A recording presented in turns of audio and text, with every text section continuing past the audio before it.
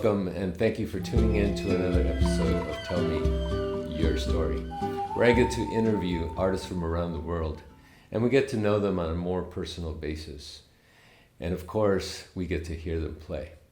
My name is Diego Mondragon, and I started this channel because I have great respect for musicians who dedicate their lives to music. It's not easy being a musician, and what I want to do is be able to give them a spotlight, a platform where they can have a wider audience. And thank you again for tuning in. I'm very excited today because today I'm interviewing a young man that I've seen his growth as a musician over the years, and I'm very impressed with what he has done. And so will you when you hear what he does. Today I'm very excited to have with me Travis Thomas. Let me tell you a little bit about Travis. Travis Thomas, native of Long Beach, California, has been playing music professionally since 2016, but joined his first band at 13 years old in 2003. From there, he went on to form his own band, freshman year of high school, known as Bremen Court, which eventually went on to play at their high school's grad night. After high school, Travis went on to play with a number of different artists and bands, one of them being country pop singer Alina Blair, which led to his first international tour playing for U.S. troops on military bases across the Middle East and Africa. A few years later, he moved to Sydney, Australia, to eventually form the band that would allow him to play music full-time. This band, known as Feng Shui Planet, partnered with the Acoustic Spot booking agency and QSC Audio, opened many doors that has allowed him to continue his profession as a full-time musician. Travis, it's great to see you. Good to see you too, always. Thank you so much for coming in and doing this interview with me. Yeah, thank you for having me. I'm really happy to see that your career has blossomed and that your musical ability, I mean, it's blossomed as well. And I check you out on Instagram all the time, and I go, wow, check this out. That is so cool. So that's awesome. Hey, so let's get started. Right on.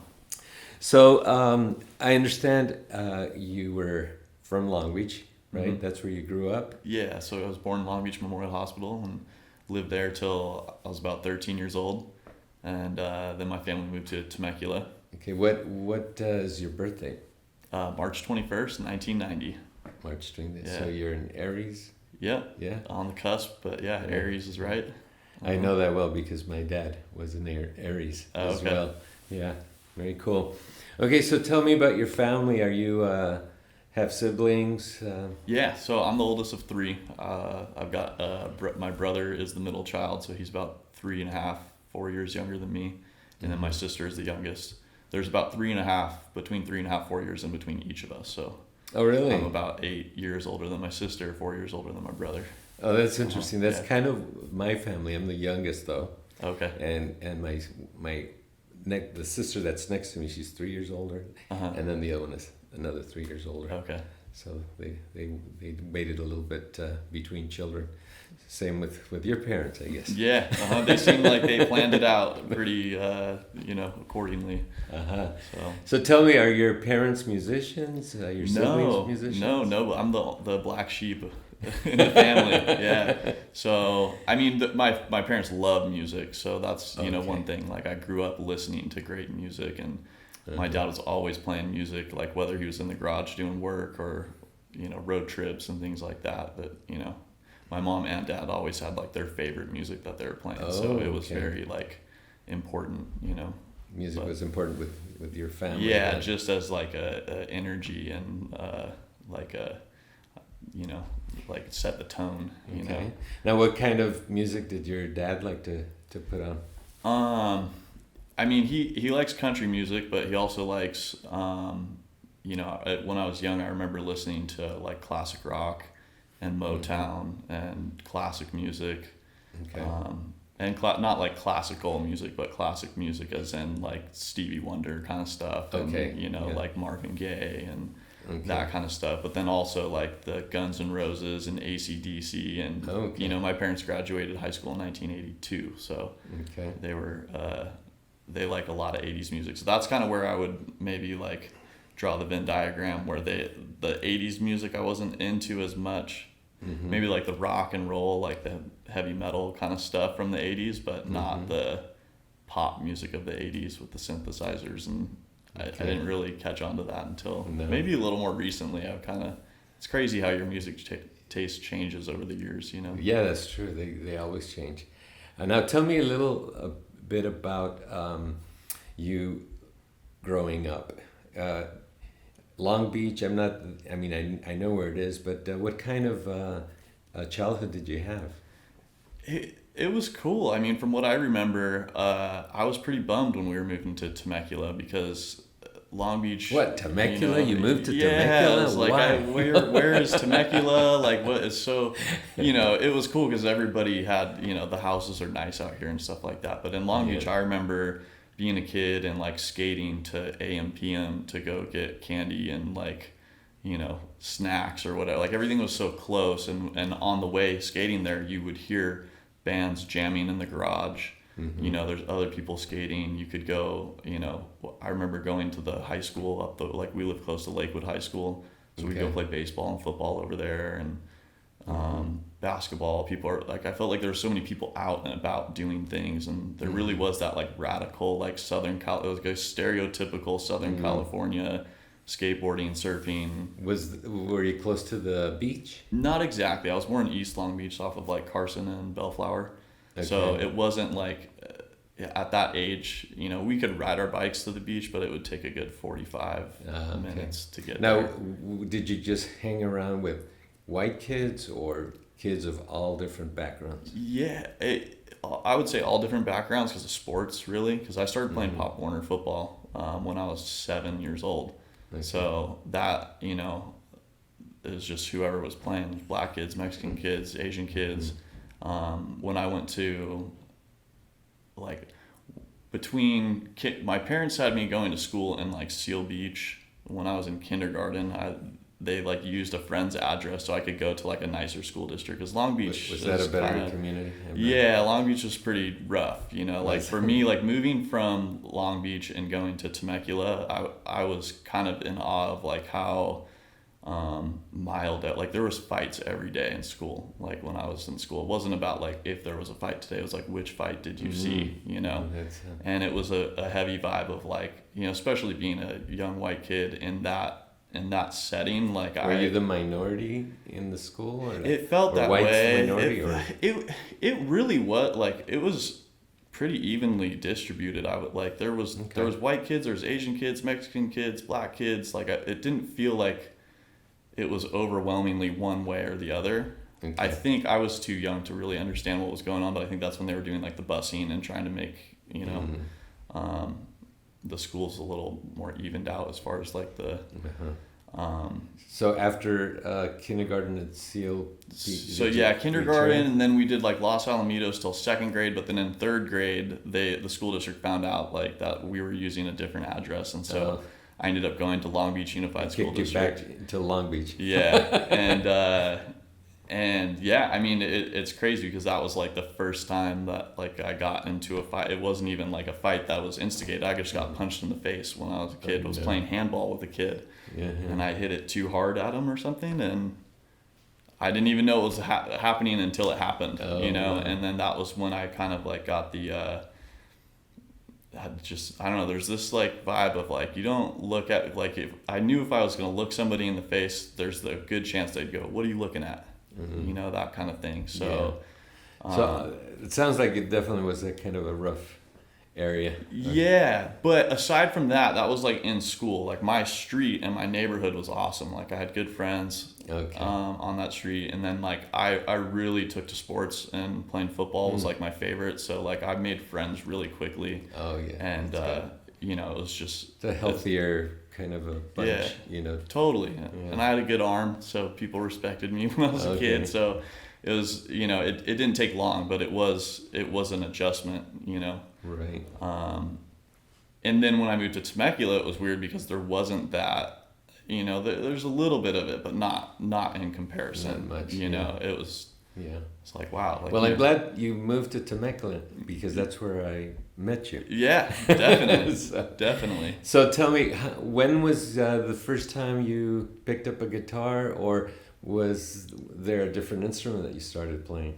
No, it was guitar was the first one. Okay. It was my neighbor in Long Beach. I heard him playing like through my window. I could hear it, and I was like, "What is that?" So I didn't even know what it was, and I remember going next door, and he had gotten, it was like a black Stratocaster. He was playing one song over and over again. It was "Come As You Are" by Nirvana. You That was remember that was the this first song that I learned how to play because he taught me how to play that. Okay. And was it another teenager? yeah, he was 1 year older than me. Okay. And then he had an older brother that was like 3 years older, and so they were musical.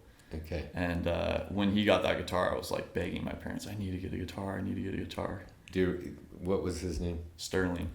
Do you still Yeah. keep in contact? No, unfortunately, like when I moved, that was kind of before MySpace and Oh. Facebook and all that stuff, and it just kind of like started happening. So I Because don't I know. was going to ask you to look in the camera, because that must have Yeah. been the minute that changed your life. Yeah. Because it's like a new world opened up for you. Yeah, Which was music. Totally. But just for S and grins, why don't you look in camera Yeah. and say something to Sterling Buck was his last name. Sterling in Kingston. So Uh-huh. thank you so much for getting that guitar and switching me on to music, because that was a pivotal moment. That's for cool. sure. That's cool. Although I do remember as a kid like having a Walkman and always having headphones in and just like hearing songs, asking me, "What's that song? You know, what's that song?" I remember Paradise City by Guns N' Roses was on the radio, and I was like, "What is that song?" I figured it, like, you know, there was CDs back then. We'd pop them in and I'd have songs on repeat, you know. So tell me, what happened after you got exposure to that friend? So Did you get your own guitar? yeah, I What was happened? telling my parents I really want a guitar, and they were like, we're gonna get you a guitar and you're gonna put it down after 3 months, and it's gonna be hundreds of dollars that we spent for nothing, you know. And Very practical, right? yeah, and I was like, "No, I promise." And they're like, "Well, if you're good, well, maybe for Christmas you'll get a guitar, you know." And an acoustic guitar. You know, you got to learn how to play that first, and Really? then you can get an electric. Because he had an electric guitar, and that's what I wanted, you know. So I was good, and Christmas I mean, came around. how did they know you? You know, is it really true you have to start with an acoustic Yeah. before you go into electric? I do think that's a good way to go about Is it. it? Yeah. Okay. One, I think it weeds out the people who are serious and not serious, and two, the strength that it takes to hold chords on an acoustic guitar. Yeah, especially steel string. Yeah. So That's then what you when, got, a yeah, steel string? steel string acoustic, and Okay. so then when you switch over to electric, there is like a foundation there Okay. that's good. Okay. Although, you know, you could go either way, I suppose, but Yeah. but it was cool because it made me show them that I was serious. So yeah, that Christmas I got an acoustic guitar, and then the next Christmas I got an electric guitar. Oh wow. Yeah. 'Cause So you really dedicated yourself to getting better. you know, and it's weird because people say, "Oh, you're so talented," or "You're so gifted," and for me, like, I feel like I've struggled with music, like learning and you know, like taking the time, but the talent or the gift, I always say, is I can't explain what it is that makes me want to play so much, but that's what the talent and the gift really is like I would be laying in bed just playing, and I had bunk beds too with my brother, and so he'll tell you like, "Oh man, that would just drive me crazy. You would be playing all night." He's like, "Now I get it. It's amazing." But Well, have you heard of the 10,000 hour rule? yeah, You know, so you must have hit 10,000 there a few times there. yeah, You know, and that's really what it takes. yeah, It happens to me all the time because my father was a very talented violinist, and especially family or people that I meet, and I talk about my dad and say, "Oh, you have it in the genes." yeah. Little do they know, no, I wasn't, you know, a Paganini or a Mozart. I had to study and study every day for hours and hours and hours Yeah. till you are able to, you know, kind of, it's like learning how to ride a bike. Unfortunately for me though, I should spend more time practicing. But it's Yeah. like if I can ride the bike, I get on it and I can. Yeah. Then I don't, I mean, I don't want to be a concert violinist, so Yeah. I don't worry about that so much. But what about you? Do you still put time into practicing? I do. I probably take it more serious now than I ever have. Really? Yeah, just because I know I can see the gaps in my playing, and I know Yeah. what I need to do. And I know like what I wish because I say I've been playing, at this point I've been playing guitar since I was 10, so it's like 21 years. Yeah. But I haven't been like practicing like that for 21 years. There's been gaps, and at that time, I was just trying to play songs and be in a band and power chords, and it wasn't like there was like a syllabus in the beginning of the year, like these are the things I'm going to go over. And whereas now, I don't know, it's just a never-ending journey too at the same time. It's really wonderful to hear that you continue to fill in those gaps that you see, and continue to practice. Yeah. But after all, you are a professional guitar player. You live as a musician, right? This is your profession. Yeah. So kudos to you that you continue to do that. Yeah. Thank you. Awesome. Yeah. So tell us then, after you got your electric, how did you progress to then, the next stage in your life? Yeah. So I always wanted to make a band. That's I think still, it's a driving force that's just, it's so fun, when you get the right players in the right positions, and especially if you're friends, so I kind of had an idea of it's like a family. Yeah, it really is. And I had the like an idea of like different people in the neighborhood who played bass and played drums, and maybe this person could sing, and I kind of had an idea of the band to put together, and then my family moved to Temecula, and I was like, no, so. Did you go into serious, deep depression? Yeah, I think luckily at that time I was looking at it as an opportunity to meet more people, And still into sports, I imagine? Yeah, What sports did you play? So I played water polo and swam in Temecula because I had broken my knee when I was 9 playing tackle football, and then I broke my collarbone when I was 12. So right before we moved, and then when we moved to Temecula, Hell Week training was, it's August here in Temecula. Well, Long Beach in August and Temecula in August is almost like a Hotter 20 than degrees hell. difference, It was like, exactly. It was like 105. It was one of those summers too where it was really hot. My dad's like, "Are you sure you want to play football? It's going to be hot. You've already broken your knee and your collarbone." And I've always been a strong swimmer and like the water, and I've always loved surfing and that kind of stuff. And so what school did you go to? What high school? Chaparral High School. Chaparral High School. Imagine where you that. worked. Which we didn't know each other at the time, but a friend of mine, Geronimo, is the reason that. Geronimo, Geronimo. Yeah. How are you, buddy? Long time no see. I hope to interview you too. Is he still in Sydney? He's still in Australia, married with a kid. Yeah, really cool guy, bass player. Oh man, inspiring one, and that's it's been a journey of meeting inspiring people along the way. Does he still play? I hope so. I know he doesn't play seriously like or professionally, but he's got to have his bass still kicking around. Yeah, when I met him, he was just like, I play bass. Yeah, so we met through Geronimo. Do you remember what his last name was? Rodriguez. Yeah. Geronimo. Yeah. Long hair. And, yeah. So we met through him a long time ago at Chaparral High School. Yeah. And I didn't know you there because... No, we didn't meet until after high school, maybe even 2 years after high school. Yeah, because you were probably a pretty good kid, because I... That's right. I only met the kids that, not that they're not good, but of course, may have had some issues developing as a young I was person. so engulfed in sports in high school. Water polo took up, and that was the thing. Why music? Like I said, I've been playing guitar since I was 10, but it was always school, sports, and then if you want to play guitar, that's on you. So through high school with water polo, it was like we had practice at 5 a.m. before school. We had practice after school. It's extremely demanding sport. Do you still play sports? I surf as much as I can. Okay. But That requires a lot of stamina. Yeah. And swimming abilities. And thankfully, because of water polo, I was able to kind of transition into surfing, and it seems so much more fun. You know what's so cool is that you adapted from coming from Long Beach to Temecula. Mm-hmm. You said, okay, it's freaking hot here. Yeah. I love sports.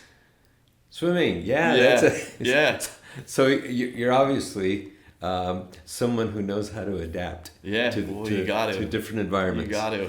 And I like what you said earlier about adapting your playing to the audience. Oh yeah. Because you shared with me that the kind of music that you play is basically when you see people of certain ages or people from certain cultures, and you kind of formulate your set list like that, right? Totally. Yeah. And that's the thing is I don't really have a set list. It's just kind of a bag of songs. And that depending on where I'm playing, whether it's a winery or a bar or a corporate event or a wedding or something like that, there's each of these places, and then depending on what kind of people are there. Well, that ability right there to have is just a lot of people don't have that, and so I'm glad that you do, because that makes or breaks a musician many times. Yeah. Now tell me some of the highlights in your professional career up to now. Man, so I mean the biggest one is when I went to the Middle East and Africa, and that was something that I didn't realize that I didn't tell you about that. But no, I didn't know about that. Tell us more about that. This was in 2013, and I was living in Temecula, and I had just moved to LA because I had a friend who went to Musicians Institute, and he was like, man, if you want to take it seriously, you need to move to LA, you need to get out of Temecula. So I was like, all right, that's for sure.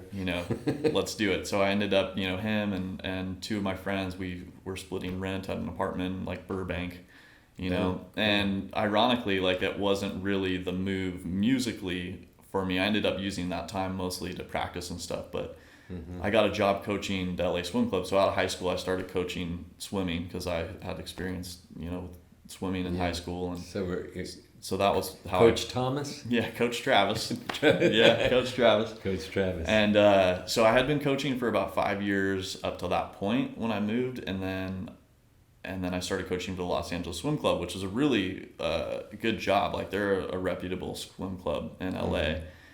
And so I just got this job, and they set me up. I had a good hourly rate, and then I got a call it was the singer of the band that I was in high school. It was his cousin, Elena, who was a pop country singer. She was living in San Diego, and she was working with a guitarist / producer who was much older than her. And then she landed a tour playing in the Middle East. It was like to play in the military bases in the Middle East and Africa. Was she already recording that? She already had like maybe an album or two out, and not like super famous, but like doing her thing. Talented. And very talented. And I learned, when we did the tour, how talented she was, because it was night after night. She was just singing, and I figured at some point her voice was going to give out, and she just, performance after performance, was killing it every night. So this was playing for the troops, or? Yeah, So she calls me when I had just moved to LA. I just started working for the swim club, and she goes, "Hey, Travis, is there any way you could take a month off of work, and do you have a passport?" And I was like, what is this about, She goes, "What's this for? Armed Forces Entertainment. We're going to go, it's like Kuwait, Bahrain, Abu Dhabi, Djibouti was the country in Africa." And I was like, "Oh man, I just got this job, but let me see, And so I called the swim club, and did they say, "Well, how much are you paying?" Well, yeah, that was involved, and that was included in the conversation. It was a good rate, so I was like, "Man, this is amazing." But how funny is it that I just moved from Temecula to LA, and she's based out of San Diego? That's where all the rehearsals were going to be. And wow. So I called the swim club, but they were excited. They were like, "Oh my God, that's amazing! You should absolutely do it." And just off of, I think I had been working there for 3 weeks, maybe a month, and so for them to do that for me was awesome. And that was one of those nudges, because it seems supportive. That's really cool. Yeah, it was awesome. What I was going to say, it's funny because it seems like, when you look at somebody's career and they've done this and they've done that, it's like, oh, they're doing all these cool things. But and maybe it's different case by case, but for mine, I feel like it's really spread out. You know, it's like long periods of like, oh, what am I doing? Is this the right thing? Like, do I need to go back to school and get a real job? And then like something like that comes along and happens, you know? And so that was like one of those things that really pushed me, like, you know, getting on a plane with my guitar and going to the next country and the next country and doing these sound checks. Well, how was that experience for you? It was amazing, man. It was cool. It was up and down too. Like some of it was like, we felt like we were Aerosmith, you know, being like traveling in a convoy of cars and like Secret Service type people, like saying, you know, just like, hey, we're going to be there in 5 minutes. We're coming in. And like, do you guys, you know, I'd have my like chai lattes. Did you take any video of any of those experiences? 2013, that was like Instagram had just started. So yeah, there's some videos, but not much. And I'm bad with that stuff too. I try to be in the moment and not to, you know, with my phone all the time. Of course. And it's like finding the balance now, because that's important to do that too, you know. So after that, any other highlights that you can After that, it was hilarious because I went back to coaching kids who were like 10 years old and 11 years old, calling me Coach Travis. And I just got off of an international tour, you know. So, no, but there was... Tell me something a little bit about that. Your last name is Thomas. Mm-hmm. But is it, I mean, I think in my growing up, it's typically, you know, it would be Coach Thomas, not Coach Travis. Is that something you said to them? Hey, just call me Coach Travis? I think because it was mostly younger kids, and that's just like how they referred to the coaches before me. By first names? Yeah, by first names. So maybe if I was like well, I did coach high school JV, and they called me Coach Travis too. I don't know. Maybe if I was a college coach, they would call me Coach Thomas. Changing times. That's all I can say. Yeah, a little more. So you came back and started coaching again? Yeah, I just went back into the coaching, and then continuing living in LA, Burbank, and that really, you know, like I would reply to like Craigslist ads and things like that, but there weren't too many great opportunities, and I still, you know, like looking back, I was nowhere near the musician that I am now, you know, as far as my ability to, like, now I could get called by another band or an artist and I could be confident and go in and learn the music and play, whereas before I had my strong points, but I also had a lot of holes in my playing as well. Now, did you have any formal training? Did you go to the Guitar Institute, or did you have any teachers, guitar? No. I mean, you're probably the closest form of a mentor that I've ever had musically, honestly, yeah. When I first started playing guitar in Long Beach, there was the Park and Rec community center there had like group guitar lessons. And so I did that and learned E and A and D. So you're basically self-taught. Yeah. Wow. Yeah. And then YouTube came around, 2010, 2012? Yeah. So, and they didn't even have nearly the library of content that now you could type in any song on YouTube and learn somebody's teaching it, you know, but even back then there wasn't too much. Hey, tell the audience a little bit about our relationship. Yeah. And how you mentioned that. Well, yours is a key pivotal moment for me as well too, because that was that band Sour Stems, which we always love laughing about that name. It's hilarious. Yeah. But it was basically the last gig that we were playing. A similar situation to my band in high school. Everybody went separate ways after high school, and this band was the last gig before Mitch was going to Santa Cruz, Will was going to Arizona, and Geronimo was going to Australia. So everybody was literally leaving. And you came and jammed with us on our last gig and then said, hey, you should come and play Latin jazz with me at Viva Vino on Fridays. And I was like, Latin jazz, man, that's way over my head. Like, I don't, and you're like, no, you got a good sense of rhythm, you got good feel. And you gave me some of the best advice ever, which was so simple. And you said, you know, when you know what to play, play, and when you don't know what to play, don't play. And it seems simplistic, but it's so true. Yeah. Because there's a lot of guys that want to keep playing, and it just, you know, it just ruins everything. Yeah. You got to know when not to play. Totally. And I attribute that to you. So many times people are like, man, you got such a great ear. And I always think about, I'm like, well, that's just because I know the simple little piece of advice that you gave me. So, I didn't know that. Well, thanks for sharing that, Travis. Yeah. That's very cool. So, you know, our time is up. I wish I could go on because there's a lot more. Yeah. But as you know, these YouTube channels. I'm still, and I'd like to hear from the audience, from people that are watching. Tell me, comment, is this interview long enough? Is it too short? Because with today's people's attention span, I'm trying to find a happy medium, and I'm thinking maybe around 25, 30 minutes, Cool.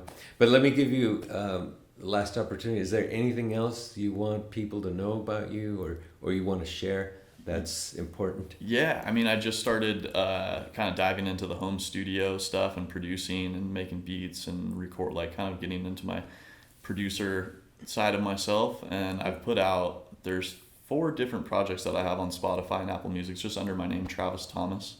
Okay. It's all instrumental stuff, except for the very last project I put out. I used some singers that I gig with. Helena Holleran is one of them. And I want to get her in, by the way. yeah, she's Helena, amazing. if you're watching, give me a call. Yeah, she's awesome. And I've helped produce her own project. She was like, oh, this would be a simple acoustic EP. And so we did that and then kind of added a couple layers onto it, but it is pretty simple, stripped back. Now, share with us, you have a setup here, and this is your solo kind of thing. Yeah. Explain a little bit about what this is. Yeah, so it took me a little bit to get it going, but I have, the MPC is, well, I guess I should start with the loop pedal, because that's really where everything ends up, is going through the loop pedal. So I've got my pedals, which are my effects and my tones, and then I use an octave pedal to get the bass sounds. Okay. So between the guitar and the bass, I can do, rhythm, bass, and then the MPC is what allows me to add the drum beats on there.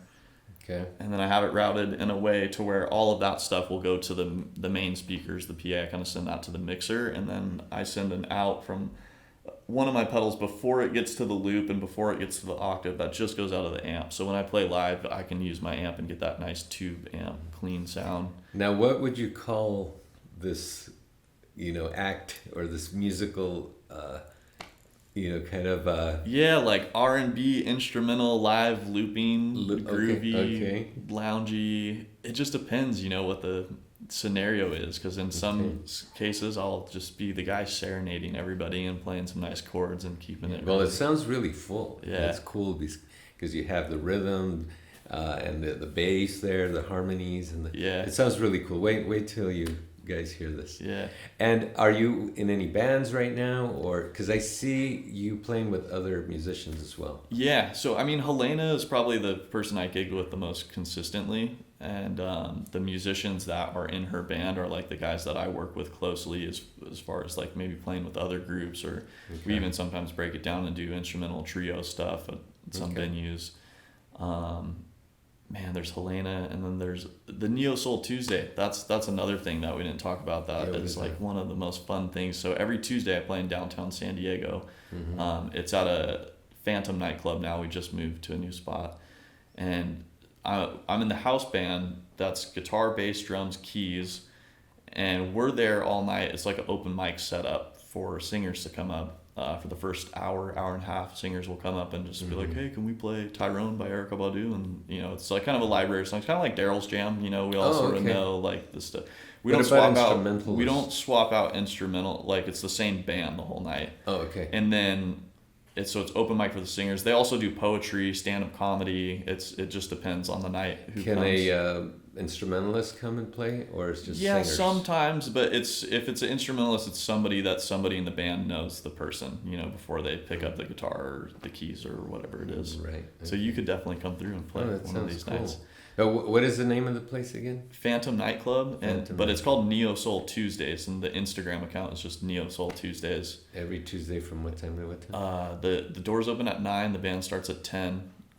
And then there's a featured artist. So sometimes the open mic there's a lot of talent, and sometimes it's iffy, So we always end with a featured artist. We learn about 5 or 6 of their songs. We get an email the week before. And the musicians so that's something that kind of keeps me sharp too. Is every week I'm learning music for this. It sounds like a really cool gig. Yeah, and then we go from maybe 11:30 to midnight with the featured artist, and then there's a DJ that goes until like 1:30 in the morning. It's like a crazy club atmosphere. Sounds cool. But yeah, I play with those guys, and that's like part of my new family of musicians at this point. Definitely, yeah. That sounds really cool. Yeah. I have to come and visit one of these days. Yeah, it's fun. So, are you gonna play something for us today? Yeah. What are you gonna do? We're gonna do. Well, we'll see. I guess we can. I want to try that thing we were looping. That I was trying with that sound check. It's an original. It is an original. The melody, I kind of like took the idea from a song that I don't know if anybody would be able to like piece the two together because it's so like abstract. But Okay. yeah, it's called. If you were to look it up on my Spotify or Apple Music, whatever it is, it's called Ride, RYDE, is the name of the song. Okay. And for next tune after that, what are you gonna do for us? I don't know. I feel like we'll have to feel the room out, you know, see what ends. Yes, okay. Sounds good. Well, I want to thank you for coming and playing for us in this wonderful interview. Yeah, thank you. And we'll say our goodbyes after you play. Right on. Stay tuned for Travis Thomas.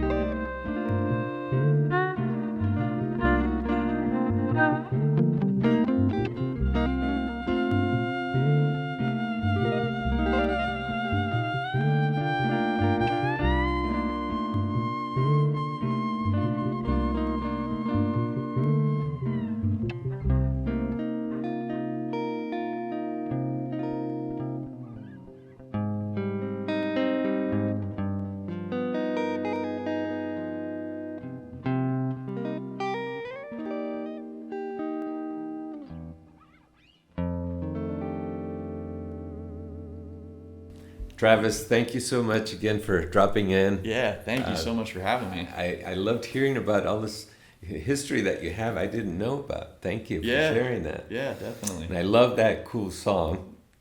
Thank you for playing that. Yeah. This is Travis Thomas. I'm Diego Mondragon, and this is Tell Me Your Story. So Travis, why don't you look in camera 3 and tell people where they can find you? Cool. You can find me on Instagram. It's probably the best medium. It's just Travis Thomas Music. Regular spelling, TravisThomas. Travis Thomas Music. That's on Instagram, and there's a link in the bio that leads you to my Spotify, Apple Music, SoundCloud. But it's all the same, just Travis Thomas Music on everything. Sounds good. Yeah. If you like what you saw, please subscribe, comment, like, and share. Thank you so much. Take care of yourself and your loved ones. See you soon.